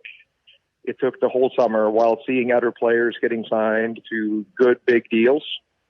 And then all of a sudden they came to me with a 2-year, $4.5 million deal and has told me, you have to decide today. You have to decide today. I'm like, guys, I got some principles in my body as well. I've been waiting all summer when you guys promised me one thing, and now you're giving me a day to make up my mind. You understand what I mean? And I said no to it. And, they moved forward, and they were full in on that Panarin thing, I think. Or I know they tried to get him, and he also had the same agent as Varlamov, so they kind of were trying to get them in a package in the beginning. But then, obviously, Panarin ended up going to New York, and Varlamov went to Long Island. So that's what happened. We couldn't agree on a term, and I wanted more than 1 day to think about it while they had me waiting for a full summer. And when I didn't take the decision fast enough, they moved on. So that's the life of the business. Well, and that's understandable, man. Making that decision on the spot has got to be difficult. So real quick, before we move on to Vegas, because Vegas obviously has been proven to be a good spot for you. Chicago, how do you look at your time there in Chicago? Like, how would you summarize that situation? Oh, that was great. I thought it was great. The teammates were great. The city was unbelievable. Arena, fans, all that stuff. I couldn't say anything good there except that I felt like, again, management, it wasn't the best. Let's say they were not as transparent as I thought they were, like they said a lot of things and did a lot of other things. So that's unfortunate that it ended there, and all of a sudden I got traded to Vegas, which was a huge surprise, obviously. I was on the road at that time, and found out on social media that I was traded to Vegas. So, but I couldn't say anything better about the time in Chicago and the teammates there and all the players. They were great. It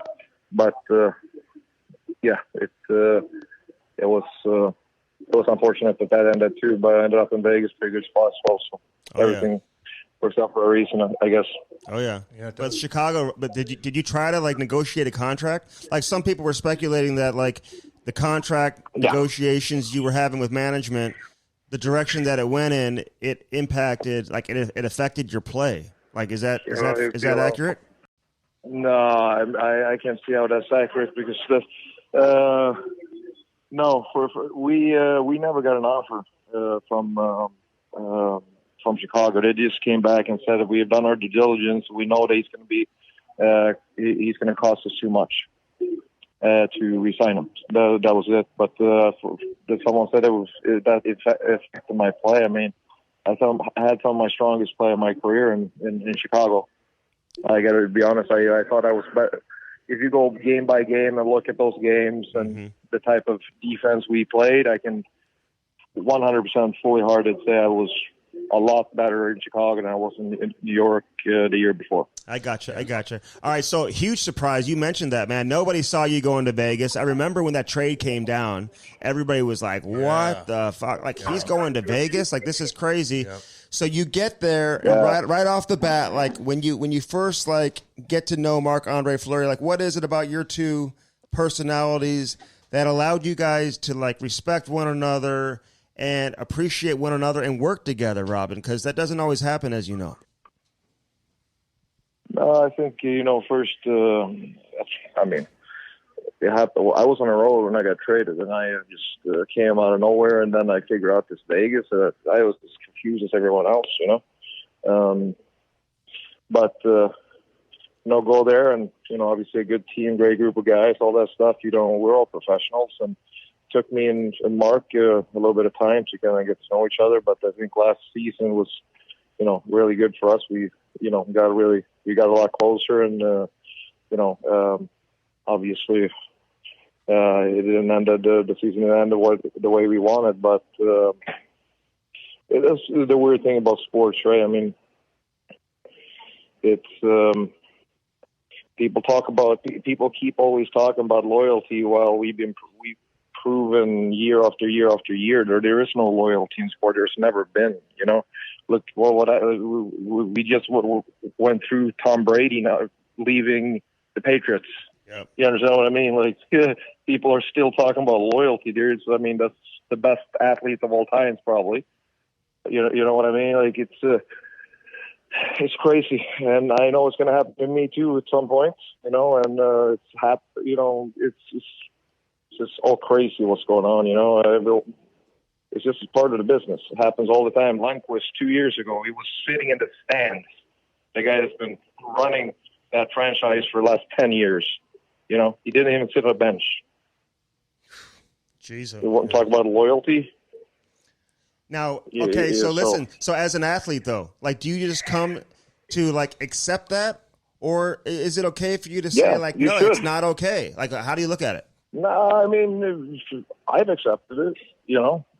That's why me and McCremens and the management in Vegas are very open, and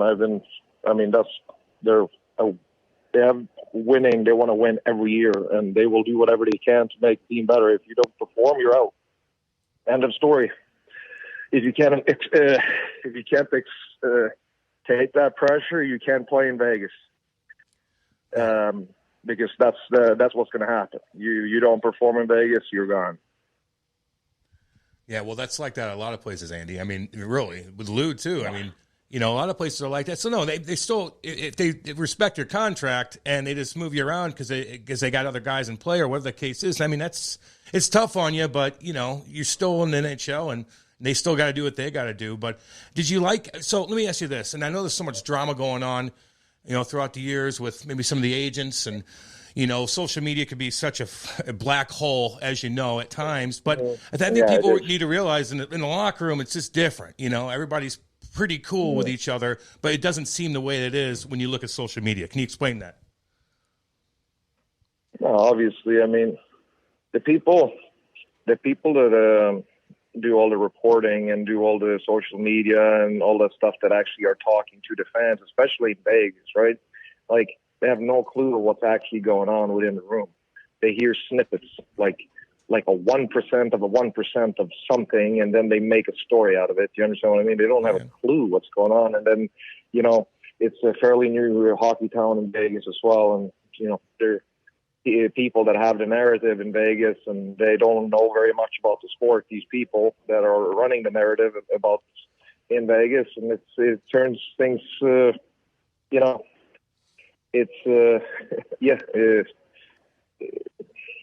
just social media in general is very tough. It's a dark place at times, but it's also a really good place of doing something really good as well.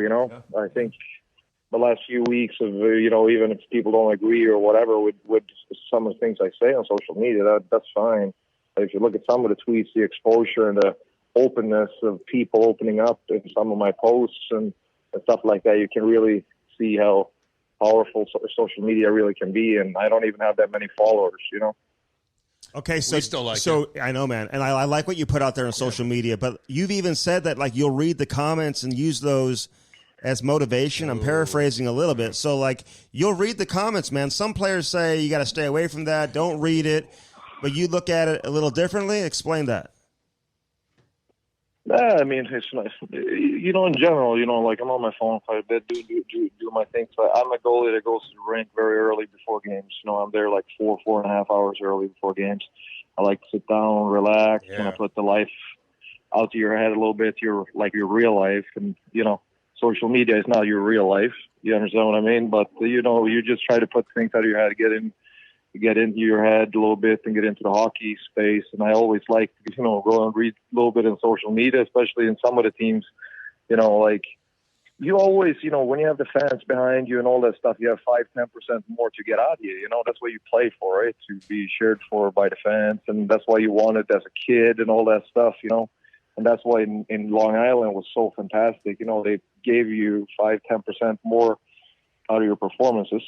But it just, you know, if Fleury was just so popular in Vegas, it was just hilarious every time I was playing or it was announced that I was playing or whatnot. You know, like the funny things that people would say about you. You know, and that's you know, you can take that as motivation. You know, I think a lot of people just take it in a negative way. You know, it doesn't matter what they say. You can take it in a positive way and just try to keep proving people wrong, you know? Yeah, no, I like that. All right, listen. So Allan Walsh, the agent for Marc-Andre Fleury, he puts that tweet out, Robin, with like the sword, sword going in his back and all this stuff. Okay, so that was when the speculation came out about you having agreed to a contract extension with Vegas and whatever, all this stuff. So set the record straight. So did you know about a contract extension? No, that's not what happened.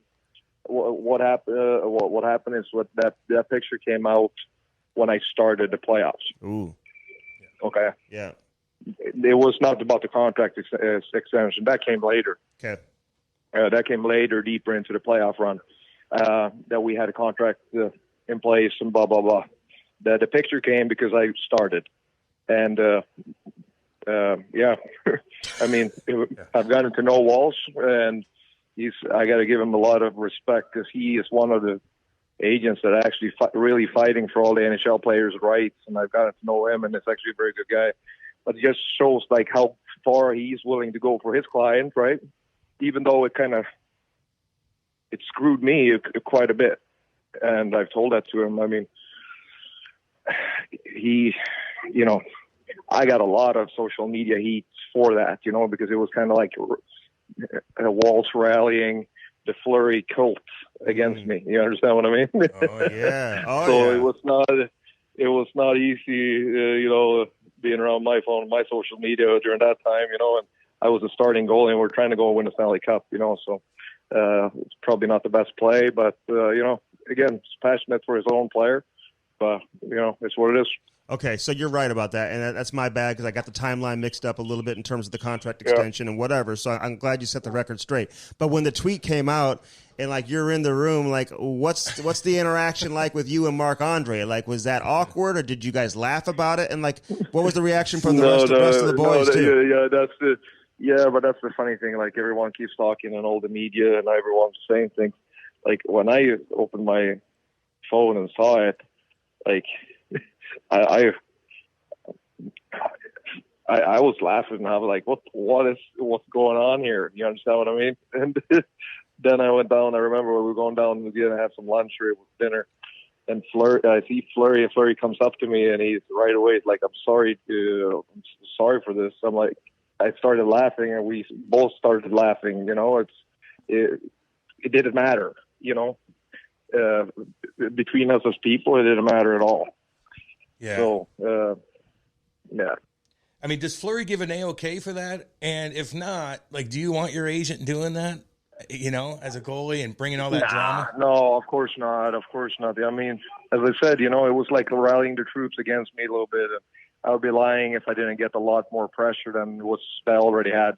You understand what I mean? Yeah. Coming to a new team and with Marc-Andre Fleury, a legend, Hall of Famer, all that stuff, he just made it a lot harder for me. And, it's a mental sport to be a goalie, yes, it is, so obviously I wouldn't want that to happen because, no matter if you're on the bench or not, you're the team game. You want to win. You don't want to make it harder for someone on the team to perform. You understand what I mean? Yeah.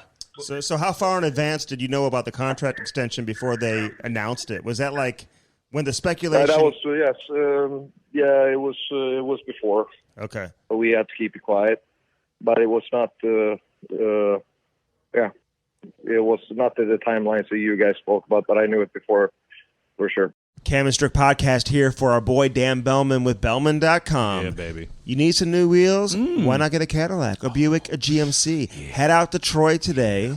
And again, don't forget about Chrysler, Dodge, Jeep, Ram right across the street. No doubt. Right there in Troy, Missouri. Visit them online. Check out their new selection, the pre-owned selection, the best service you will find anywhere in the country. Bellman.com. BEHLMANN.com. Get yourself some new wheels in time for the summer. Yeah. Now back to the interview.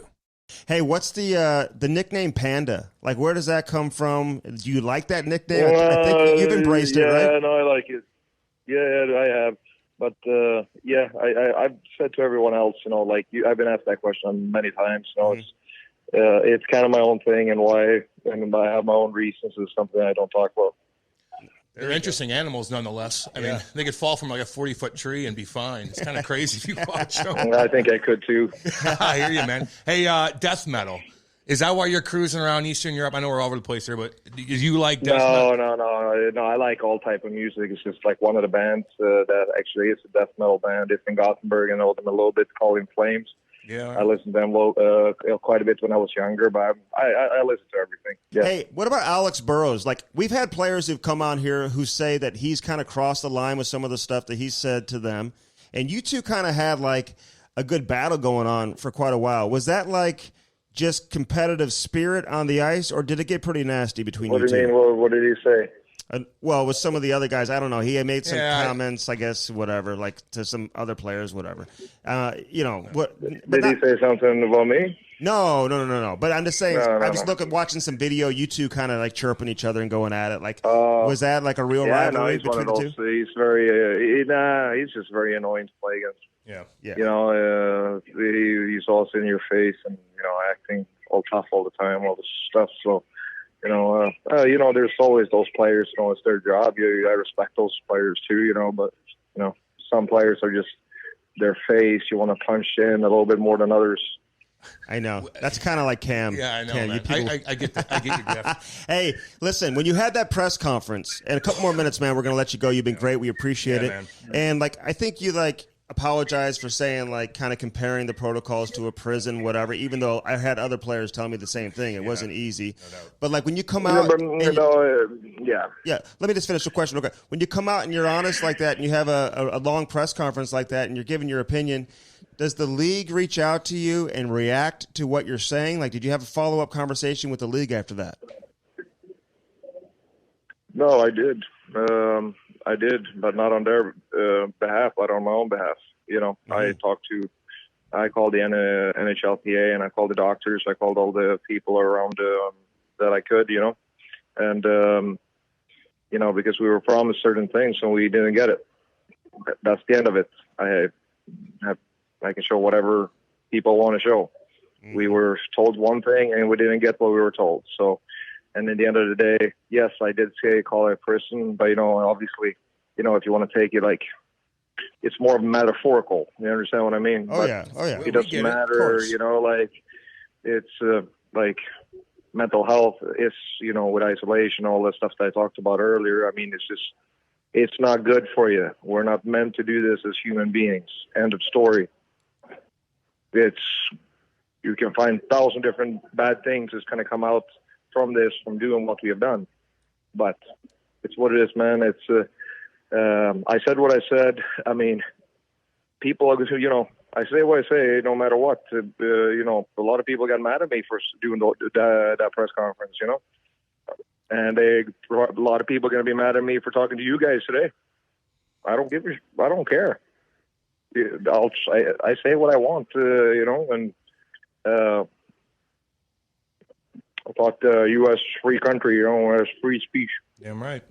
That's right, man. I think a lot of more people respect the hell out of you than you think, man. I mean, again, everyone we talked to, and we understand everything you say, man. It's a big deal. It is an absolute big deal, and it's a discussion people need to have big time. So we get it. Well, real quick, what they when you called them the NHL, what they say? What was the rebuttal? Didn't they say something about competitive edge? Yeah. And you were saying, hey, you're choosing competitive edge over lives, right? Yeah, no, yeah. I mean, it was so many things that was promised, this and that, but then, then they came back and said it was just all lies. But the last thing they come out and kind of defended themselves around was that, oh, well, there's certain teams in the league that haven't been vaccinated yet, so you will have a competitive edge over them because you guys are allowed to go to the grocery store and they're not. You're allowed to maybe go golf and they're not. So, you guys have to stay in for another 3 months because it's not fair. I'm like, guys, we've been in this now for 14, 15 months already. 3 months is a big deal, and if you're vaccinated, you can't just decide what they do with their lives. You understand what I mean? Because it's about your life now. It's about your health, and it's not about competitive edge. And when they mentioned that to me, I was raging on the phone. I got really angry when they said that, And then they backtracked and tried. We didn't mean it that way. No, you're exactly what you meant. You understand what I mean? Don't backtrack now. Hey, how much hockey do you take me through your training real quick in terms of your preparation for next season? Like, what are you doing? Do you take time off? Like, when do you come back over and really start to ramp it up? Yeah, I will decide here in the next few days exactly what's going to happen. We have some visa stuff we got to do and all that stuff, but we'll see because everything is a little different here with the Corona times and all that stuff. So we're waiting for some embassy questions and all that stuff. So hopefully sooner rather than later. Hey, you got your big contract though. Yeah. I mean, like, do you have fun? Do you have fun? I got a long contract. We can discuss big. No, you're right. You're right about that. You're underpaid. You got the long contract. I got my years, but I didn't get paid.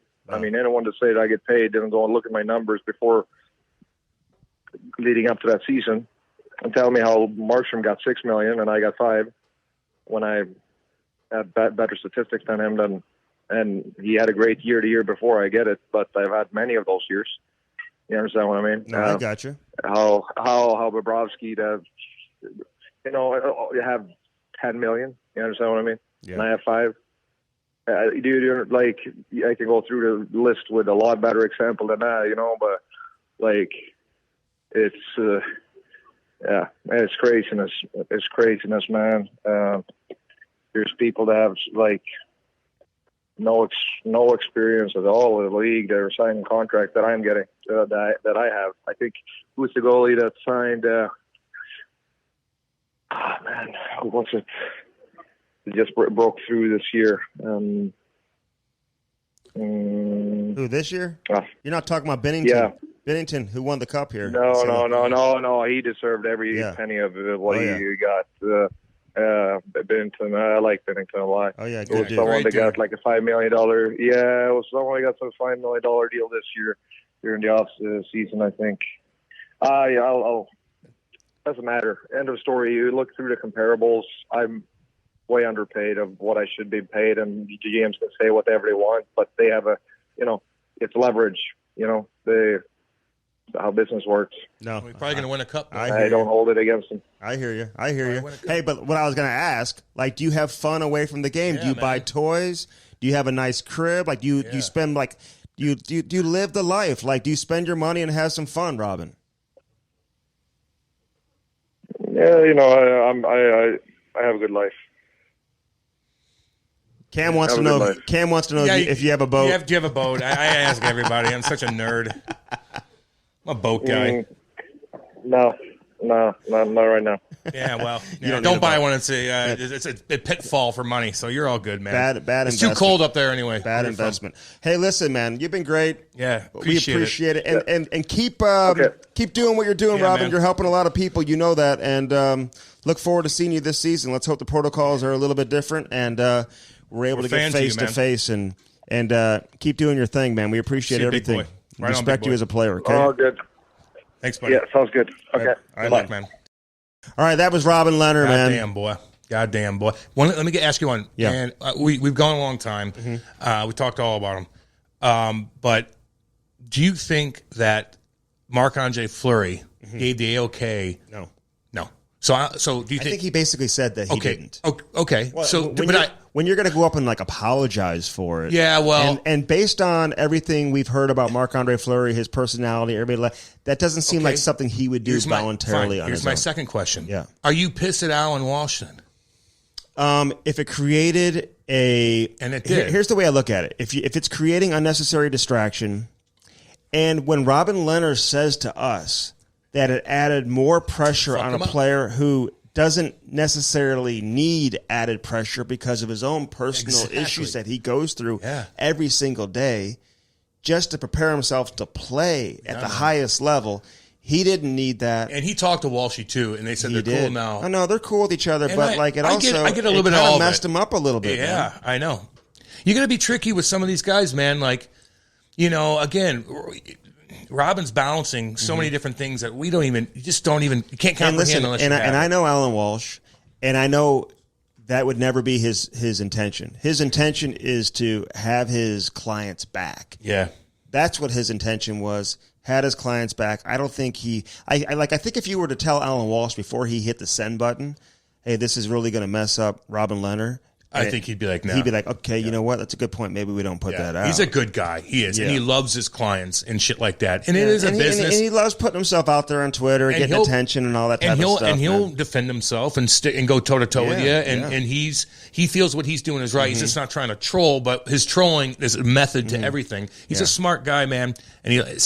But don't fuck with this dude. Yeah. Okay? Don't fuck with him. I'm not a huge fan of agents in general who are loud on social media. I agree with you. I'm just not. And if I was a player, I would never want an agent. How's this?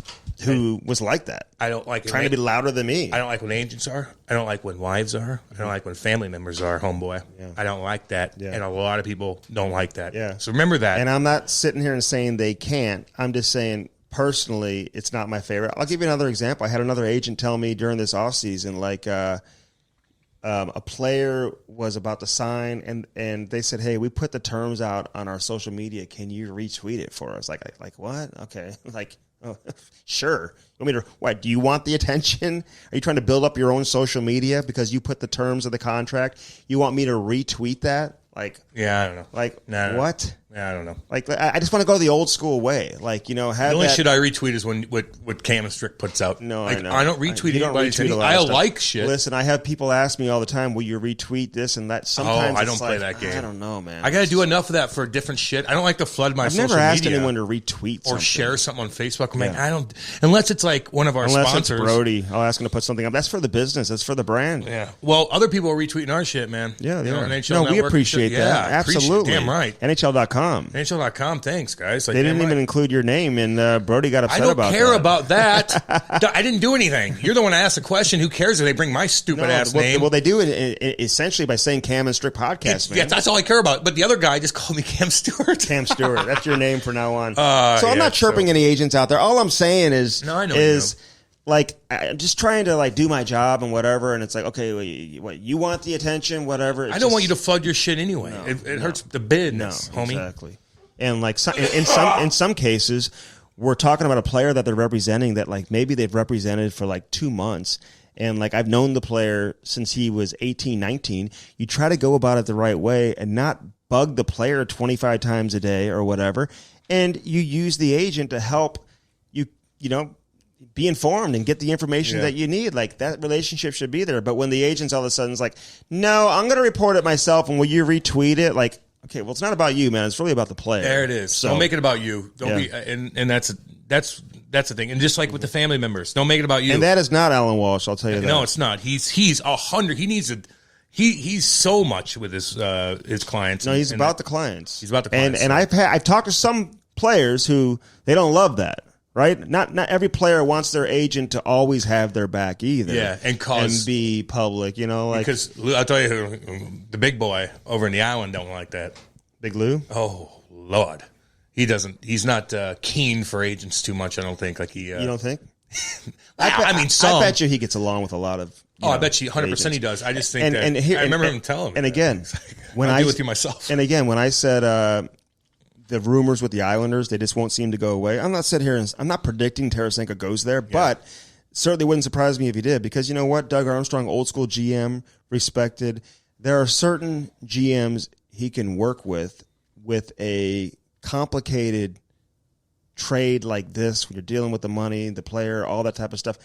It just seems like, if he could work out something with any other GM out there, it would be Lou Lamoriello. Hope people enjoyed this one, man. Yeah, I hope you guys did, man. Again, check out the newest merchandise, camandstrick.com. Yep. If you want to listen to any other previous episode, you can find that on there as well.